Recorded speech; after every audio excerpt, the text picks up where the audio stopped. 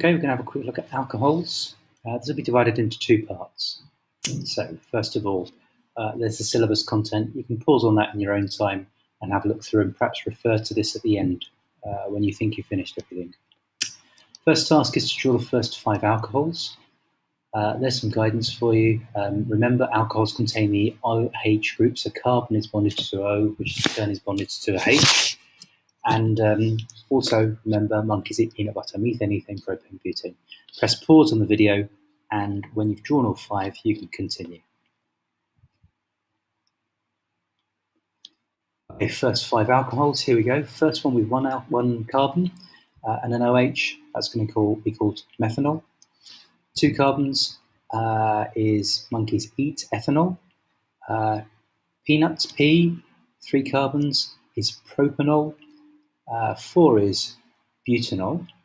5 becomes easier after 4, remember, because 5 becomes mathematically related. So 5 is pentanol. Here you'll notice that the ol, the OH group, is bonded onto the first carbon. So you could also call that, in a bit more detail, you could call it pentan-1-ol. Instead of having the OH bonded onto carbon number 1, you could have the OH bonded onto carbon number 2, in which case it would be called pentan-2-ol.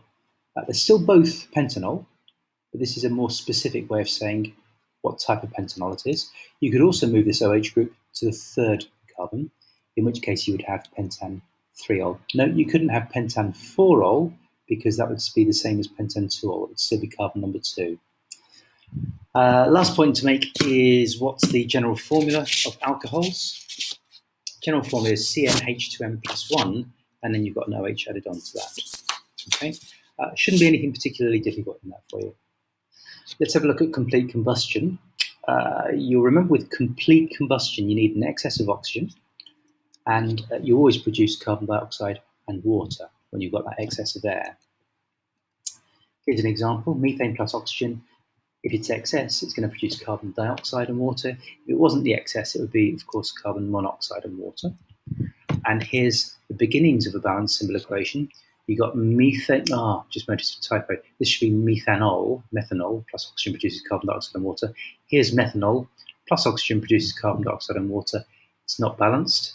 Press pause on the video, see if you can have a go at balancing.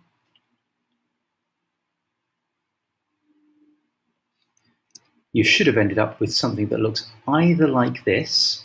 Some students struggle with the fact that we've got 1.5 here.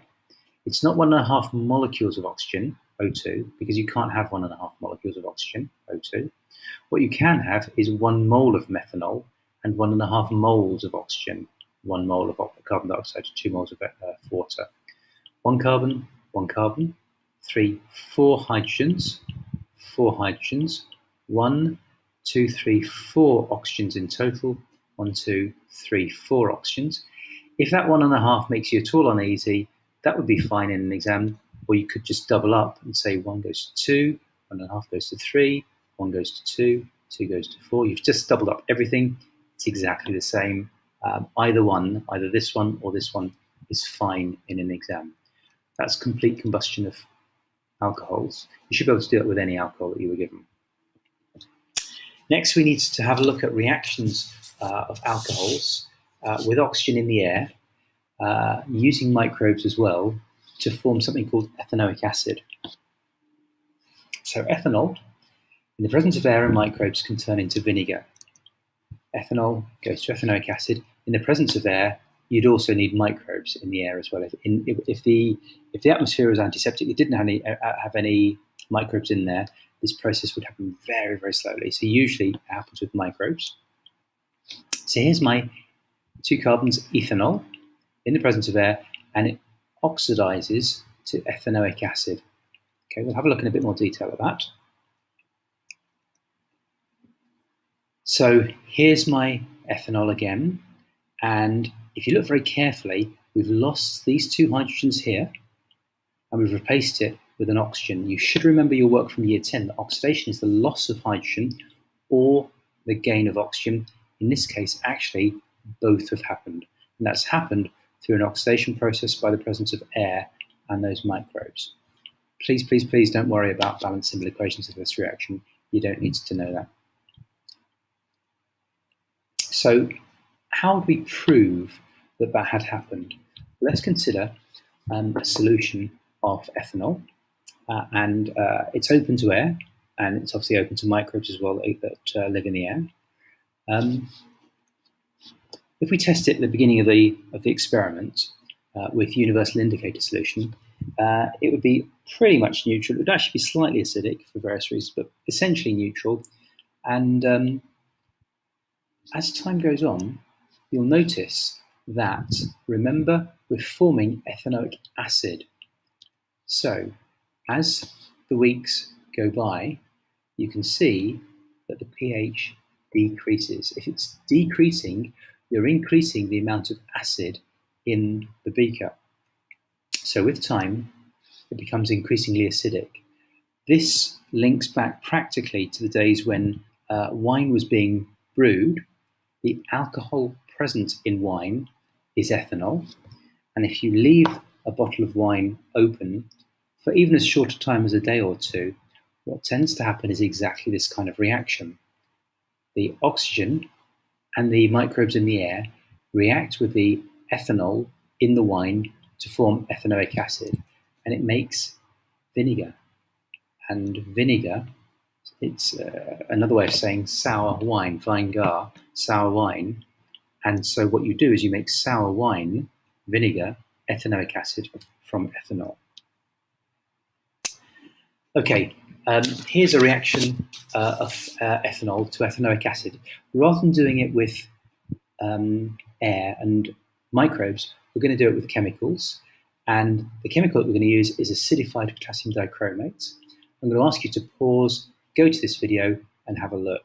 When you finish watching the video, come back to this. So you would have seen that ethanol reacts with heat. You can see the Bunsen burner here, and the yellow potassium dichromate that's been acidified. When it reacts, it forms ethanoic acid. There's our equation again that we saw on the previous slide. So you've got the ethanol, there's the ol group, the OH group, and we've lost the two hydrogens, and we've gained an extra oxygen to form the ethanoic acid. And you can see in a little bit more detail, these two hydrogens are the ones that have been lost from this carbon, and we've gained an oxygen. That started off, you can see the video, it started off as being orange. The acidified potassium dichromate starts off as being orange, and when it finishes, the acidified potassium dichromate has turned green. So the ethanol, we're already aware, has been oxidized to this. This stuff here, the ethanoic acid, is not green. It's the potassium dichromate that's orange. If this stuff, the acidified potassium dichromate, is gaining oxygen, then the potassium dichromate is losing oxygen when it goes to here. So this is the form when it's orange. When it's losing oxygen, when it's reduced, it goes green. So the acidified potassium dichromate, when it's reduced, goes green. And the great thing about this experiment is it's a very, very good test to test for this functional group here, this alcohol group. So if you think you've got an alcohol, then what you need to do is add some potassium dichromate that's been acidified, warm it up, you turn your alcohol into an acid, if it's an alcohol, and simultaneously the orange potassium dichromate would turn green. So if you add acidified potassium dichromate to a substance and heat it, and it turns from orange to green, then you can be fairly confident that that substance was originally an alcohol. All right, that's all for the moment. We'll come back in another video. Thank you.